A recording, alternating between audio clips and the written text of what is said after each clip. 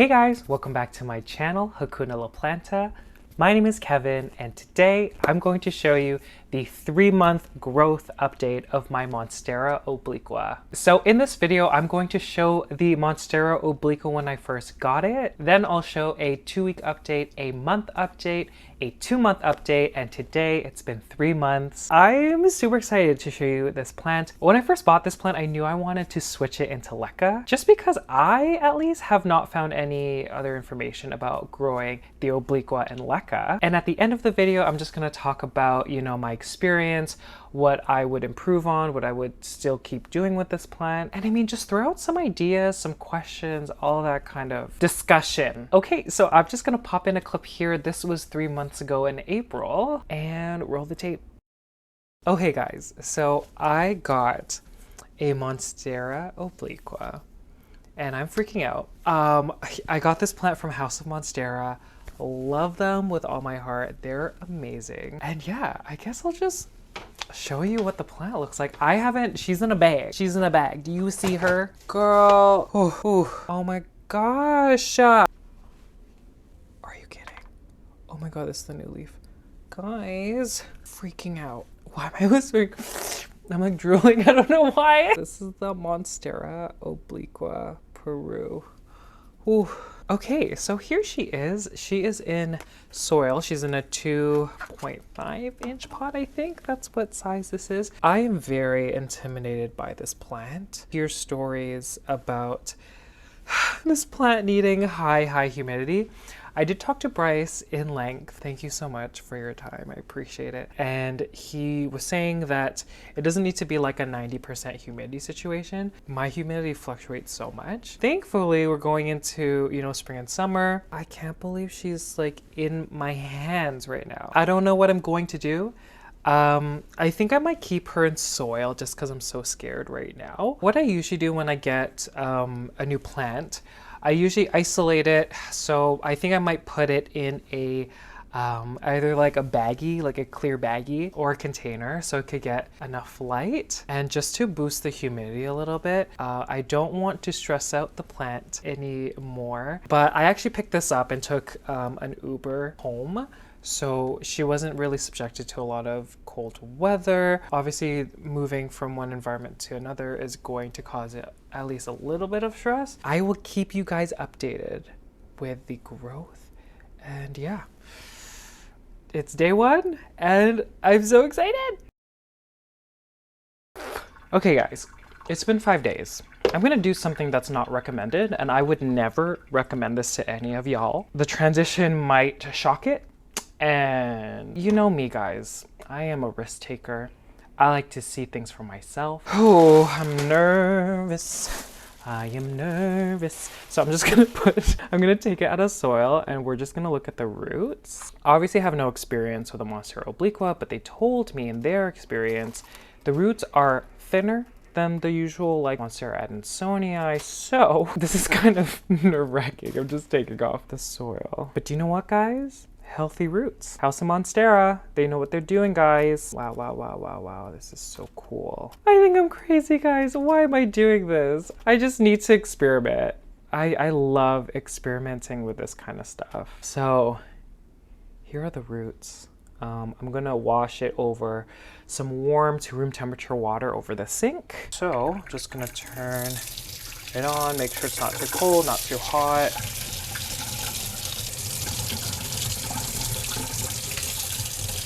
Okay, so again, look at these roots. So something I noticed, it started off as a single node propagation, this cute little mother leaf. And then now it grew so much, and it has 2 other main root systems here that look amazing. And then on top of that, there's so many aerial roots. 1, 2, 3, 4, and this one I'm the most excited about because it's the freshest, and usually I can't speak, that would roots the easiest. So the key is just to try to submerge as many nodes or aerial roots here along with the roots, and hopefully that will be the key for survival here. I have my pre-wash, pre-soak LECA here. Thin layer at the very bottom, maybe a little more. Like that. We'll grab the plant over here, and then we're just going to put it like that. I think I might have to put moss just at the top of the stem here, just because it doesn't look like I could submerge the whole plant in the LECA, like all the aerial roots. Guess here we go.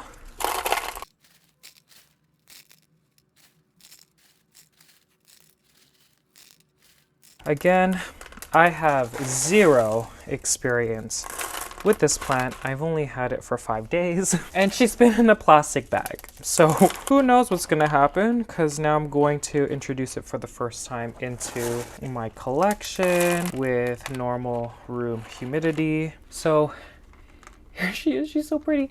So like I said, I couldn't go, I don't know if y'all can see that. Can you see it? There we go. Yeah, the pot wasn't deep enough to cover this last aerial root, so I'm actually gonna put some sphagnum moss here. So what I'm doing, I took a Ziploc, one of those sandwich bags, I guess, and then I just cut the bottom just because it was too tall. And so we kind of have a sleeve here. We'll take the plant, put the leaves through the sleeve, and I mean, technically I think I could put more LECA. Let me see if that'll work.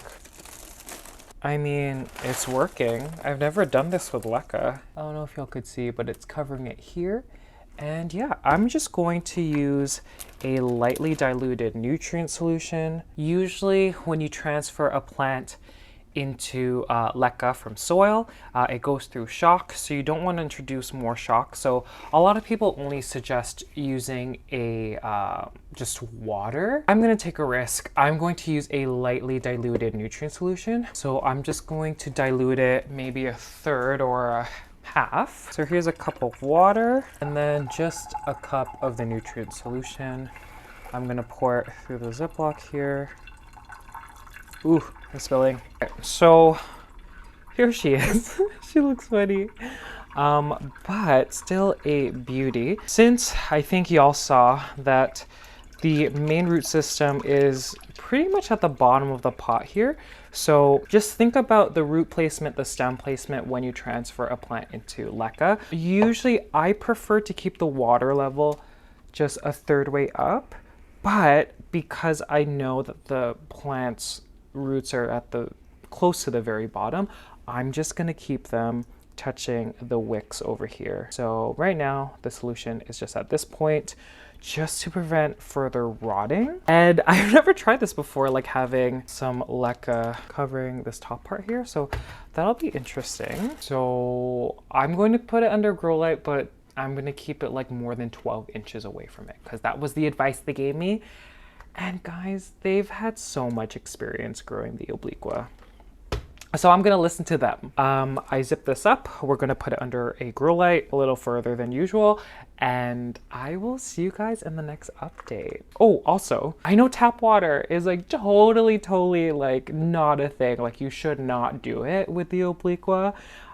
We're gonna try it, guys. We are going to try it. Okay, it's been 2 weeks since I transferred my Monstera Obliqua Peru into LECA. I don't know if I showed it in the first few clips, but I was very nervous.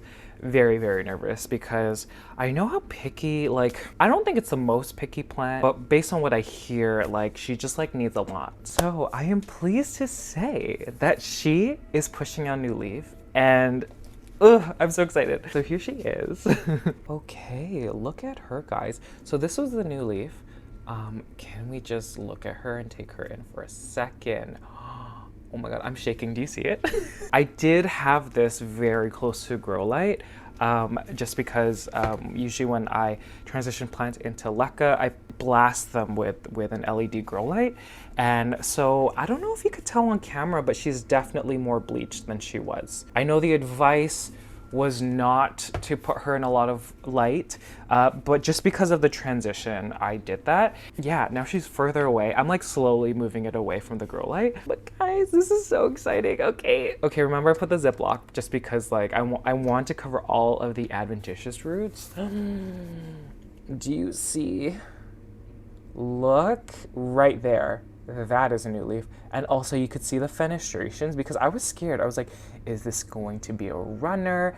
And like, y'all can see the fenestrations. This is a brand new leaf. Oh my God, it's so pretty. You know, still terrified. I know a big issue with these plants are runners. And obviously I don't know what I'm going to do when it grows past this bag. The lowest leaf here, which is normal, tends to yellow and crisp up a little bit. So that could just be stress. Obviously there's a lot of healthy leaves above, so I'm not worried. For me, like, I am so happy. This is incredible, but oh, look at that. I'm so excited. Oh my gosh. Okay. She is like a little further away from the grow light now. Before she was like here, and now she's like off to the side and like here. I don't know if that makes sense. Okay, y'all can't see me, but I want to say it's between 800 to 1,000 foot candles right now. And before, 150 to about 175 foot candles, which I know, a lot for a Monstera. I get it, guys. Again, with the transition, I just need it to have a lot of light, just so it doesn't, the roots don't rot and everything. Lastly, okay, I'm gonna check the pH of the solution. During the summertime, my nutrient solution does run more acidic, even as time goes by.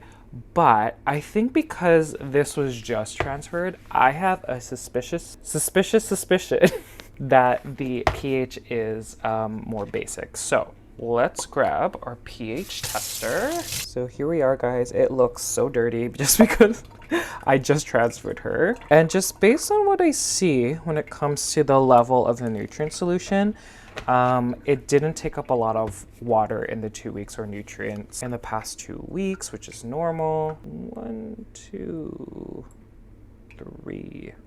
Yeah, this is basic. We're looking at a 7, which isn't terrible.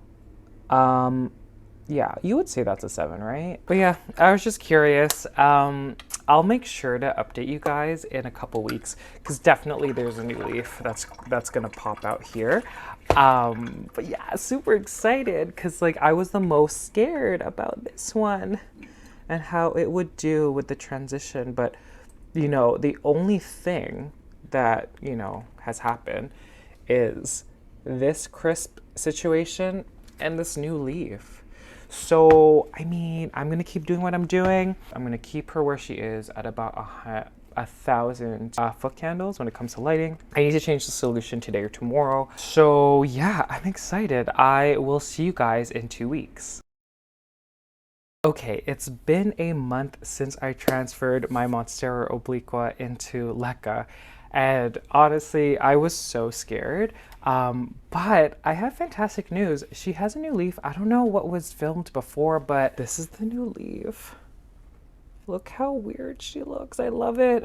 Obviously, it's only been a month of me owning this plant, but wow, I am so just shocked that, I don't know, like I'm freaking out because I never wanted to own this plant because I knew I didn't want to keep it in like a huge, like a cabinet or like in a box or some sort to boost up the humidity, like, and I didn't want my room to be too high of a humidity, so I never had the urge to purchase this plant and own it. But because I'm very curious and I like experimenting, this kind of shows me that you shouldn't necessarily listen to like what you see on the internet or what you hear on the internet or what people say. Like I said, my humidity drops to about 40%, and then it goes up to 60% in the daytime, and then my temperatures also are pretty low. Like at night, consistently it drops to 60 degrees Fahrenheit.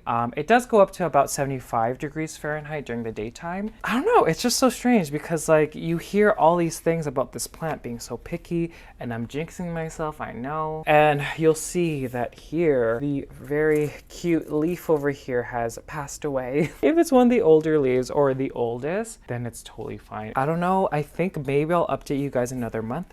So yeah, I'm just super excited to see this leaf harden off because I mean, this is just so exciting. Okay, I will update you guys at the 2-month mark. Okay, it's been 2 months and you know, I am just so pleased with the amount of growth. Okay, if I remember correctly, the last clip, there was one new leaf that wasn't fully open. That leaf, you know, hardened off just fine. And then she pushed out a new leaf and it's so big, guys. It's so big. Okay. Oh my God. So here she is. So this was the new leaf in the previous video that was kind of like a taco. And then since then, she's pushed out this new leaf that, you know, I while I touch it, it's not fully hardened off yet. Oh my gosh, look at this. This is crazy. Just like those two leaves, just comparing them to this was one that existed, or even like looking at the other few down here. Like they're so small compared to, I can't even talk, I'm so excited, compared to these two. There's another leaf coming. I just saw it now. Oh my God, this is crazy. Okay, look, you could see the fenestrations. Oh my gosh, guys, there's a new leaf. Oh my gosh. Okay, I was just gonna talk about the fear of, you know, although runners are fine, you know, it's not the end of the world when you have a runner, but like, I kind of like, for myself, I wanted a goal to like not have a runner while this plant was like small like this. Okay, so environmental changes. I have moved this quite far from a grow light. It is a rainy, cloudy day here in Toronto. And so without any of the south facing, this plant only gets about 50-foot candles of light, which is not a lot. I think that classifies as low light. Before it was getting like medium to high. I think maybe when there is sun outside, it might go up to maybe like 400, 500-foot candles. And yeah, people were just telling me, and I saw specifically with the younger leaves when I blasted it with light, they did get a little fried. But you know, I think I explained before that if I transfer a plant from soil to LECA, I like to blast it with light just because it kind of minimizes the chances of the root system, the existing and new root systems, from rotting. Again, this is just based on my personal experience. So that's why these leaves down here look a bit dull and fried. Okay, so that's a change with light. Humidity, it has rained a lot in the past month, so the humidity has been around 60. And I guess we'll look to see if there's any new roots. So I don't really see any. There's one here that I think existed before, that there is a root running around like there and there. I'm just gonna check the pH. It was the 2-week update. I tested the pH and it was basic. Now that it's warmer and the root system is larger on the plant, I'm expecting more acidic pH. Yeah, I'm right. It's really acidic, guys. It is at a 4. It's at a 4 or less than 4 because this only goes as low as 4, which for a lot of people, they might say it's too low. Again, when I explain, you know, kind of the sweet spot range for growing plants, that's only kind of like a guideline. Like there are some plants that grow better in basic mediums and some that grow better in acidic mediums. So it seems for now that she's happy. I am due to change the nutrients. I'm just so happy with this plant. Oh my gosh. I just can't believe that the leaves were like this small and now like they're big. And like, oh yeah, another thing. So one thing I definitely need to do, I need to either put a plank or a pole or something to, you know, have this plant lean on it. I think for now I'm just going to put some pieces of LECA over here and just maybe hope that this aerial root latches onto it. Yeah, so far so good. I will update you guys in another month. Okay, how exciting. So we're back, and so I will just grab her. So this is the 3-month update, guys. The LECA's gonna drop. Oh my God. From that last clip, she pushed out 2 big leaves because I think she only had 2 big leaves the last time. This beauty right here, look how gorgeous. And the newest leaf pretty much hardened off. This is what she looks like. Look at her, guys. So I just have my hand here just so you guys can see how big. I'm obsessed with the fenestrations in the middle here.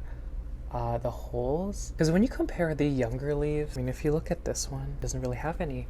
Oh my god, it looks so cute, guys. Okay, quick rundown. So she lost that little baby leaf, I think about at the 1 month mark. And in total, in 3 months, she pushed out these 4 leaves. So 1, 2, 3, and 4 in 3 months, which is a lot, I feel. Comparing the bottom leaves here, these are leaves that existed when I first got it, and they are so much, look, they're so much bigger. She is pushing out a runner, which again is not the worst thing. I have heard that these behave differently from other plants that may put out runners. So from what I'm told about this plant, they like to be grown in lower light conditions. And I have heard that they potentially run, like they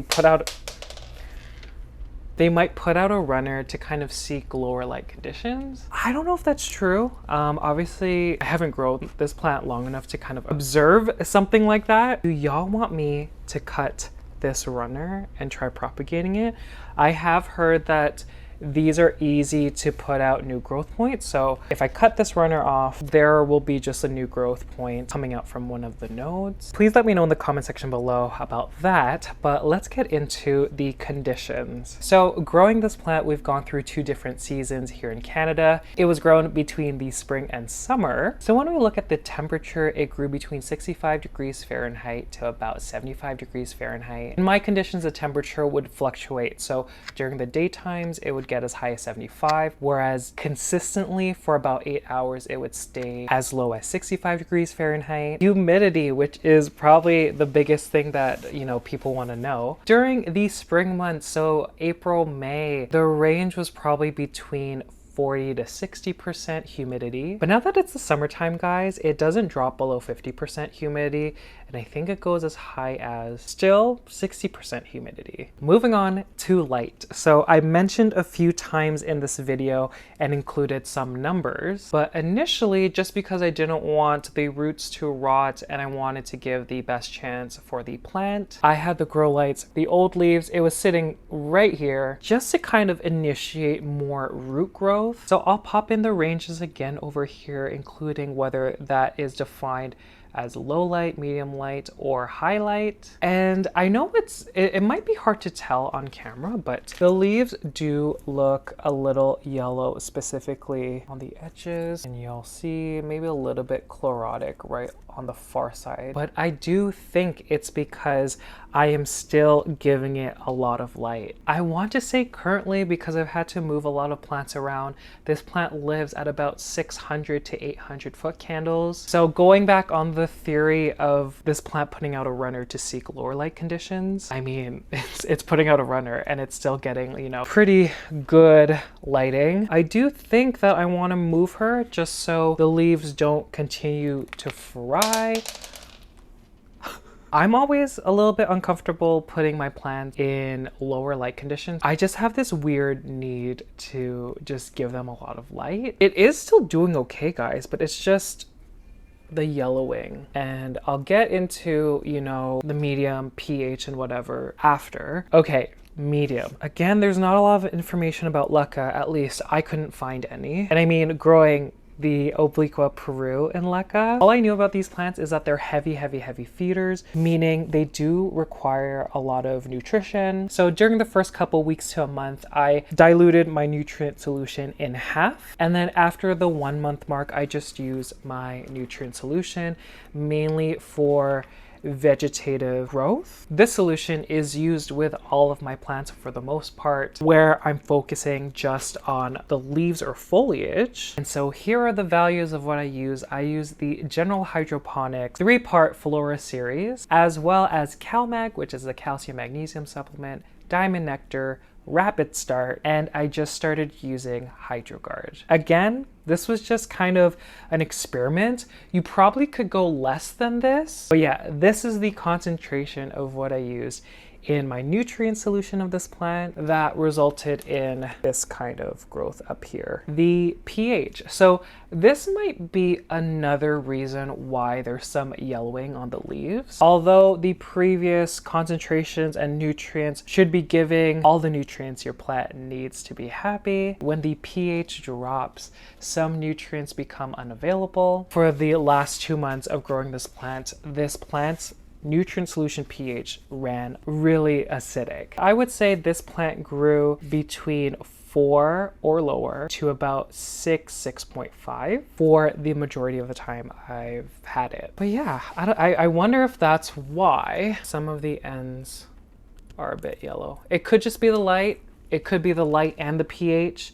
It could be the light pH and the concentration of the nutrient solution. So many things. And when I look at the roots, so there's one that's kind of been here forever. There's one coming from the bottom over here. The end is a bit rotten, but the rest of it feels okay. And then looking over here, kind of similar. So it looks healthy up here, but it's rotten over there. The one up here is pretty healthy. I think because I'm keeping my nutrient solution at about here, probably this root rotted when it was submerged, whereas this one either is a new root. And so this kind of tells me that this plant does not like having its roots sitting in the nutrient solution. There are some monsteras like my elbow, my Hoya, and my Thai that don't mind it, but I think this one hates it. I think also the Monstera Siltepecana doesn't like sitting in it as well. And so yeah, I guess that's like the fourth reason why there might be a little bit of yellowing. With this plant being in LECA, I don't flush any of my plants that are living in LECA, and I just changed the nutrient solution to a fresh solution every 2 weeks. And I'm still using tap water, like mentioned a few weeks ago, month ago. Overall, a success with the transition. Like, she did much better when it comes to the amount and the size of the growth. So thoughts, feelings, what do you guys think? I'm obsessed. I mean, the newest leaf looks so stunning, guys, and just super excited to see, you know, what else will happen with this plant. Again, let me know if you want me to cut this or attach it to either a plank, a moss pole, whatever. I'm leaning towards cutting it. Again, this is just my experience, guys. Let me know if y'all have some other experience. Feel free to leave that in the comment section below, or you could message me on Instagram. But yeah, are y'all obsessed with this plant? Because now that I know that I could grow it in my conditions, I am obsessed. Is this plant overrated? Okay, thank you guys so much for watching. One more thing, Wild Fern merch. I'm obsessed with this shirt. It's super soft, guys. And okay, future Kevin, zoom in. Look at this beautiful shirt. It is a cabinet. It says Wild Fern at the bottom. Anyhow, thank you guys so much for watching. If you've made it to the very end, thank you guys so much. I greatly appreciate it. And I'll see you guys later. Bye.